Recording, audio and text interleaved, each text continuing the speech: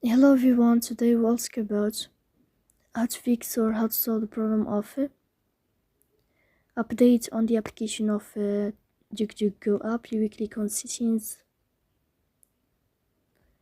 In this page you will go to apps, default apps, app settings. On above you will search about DuckDuckGo and you will click here.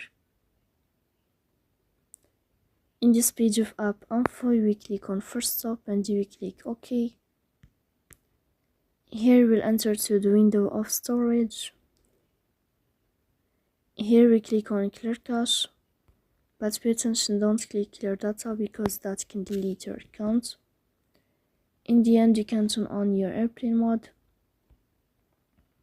and you can wait a moment to turn off your airplane mode again to fix that problem. So please don't forget to support us by like and subscribe.